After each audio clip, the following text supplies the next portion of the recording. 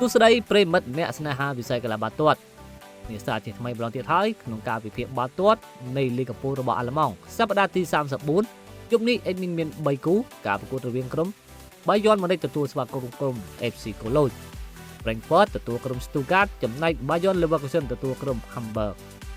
តោះកុំឲ្យខាត់ពេលយូរចូលទៅដល់ការវិភាគរបស់អេដមីនតែម្ដងគូទី1ការប្រកួតរវាងក្រុម Bayern Munich ជាមួយក្រុម FC Cologne សម្រាប់ក្រុមទាំងពីរដែរជំនួបជួបគ្នា5ប្រកួតចុងក្រោយបាទក្រុម Bayern Munich មិនដែលចាញ់ទេទៅលើក្រុម FC Cologne ការប្រកួតចុងក្រោយរបស់ក្រុម Bayern Munich គឺបានយកឈ្នះទៅលើ Wolfsburg 1-0 ចំណែក FC Cologne ក៏បានចាញ់ទៅលើក្រុម Heidenheim 3-1ដូចគ្នាបាទតាមការវិភាគរបស់ Admin គូទី1នេះដែរបងប្អូនអាចរើសបានទៅលើក្រុមម្ចាស់ផ្ទះ Bayern Munich Bayern មិនចាញ់នោះទេការប្រកួតក្នុងទឹកដីរបស់គេខ្លាចជាជើងឯកពានរង្វាន់ Bundesliga រួចទៅហើយឆ្នាំ2026នេះចូលមកដល់គូទី2ការប្រកួតរវាងក្រុម Frankfurt ជាមួយនឹងក្រុម Stuttgart ចំនួន5ប្រកួតជួបគ្នាបាទកន្លងមកនេះបាទក្រុម Stuttgart គឺឈ្នះទៅលើក្រុម Frankfurt 4លើកទៅហើយខណៈតែស្មើមួយប្រកួតការប្រកួតចុងក្រោយរបស់ក្រុមម្ចាស់ផ្ទះ Frankfurt បាទគឺចាញ់ទៅលើក្រុម Borussia Dortmund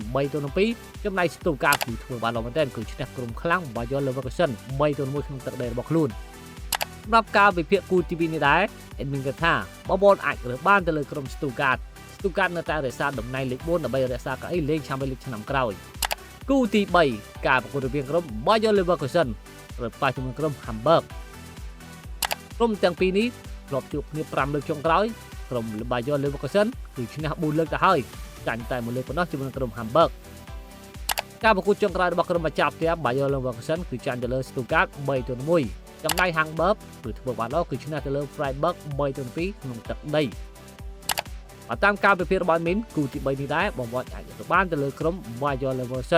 Leverkusen ត្រូវការទូដើម្បីរកកៅអីនៅលេងពានរង្វាន់តំបន់អឺរ៉ុបបងប្អូនយល់យ៉ាងណាសម្រាប់ការវិភាគ3គូរបស់មីនកុំភ្លេច comment ចុច like ចុច subscribe ដើម្បីទទួលបានវីដេអូថ្មីៗជួបគ្នានៅវីដេអូក្រោយ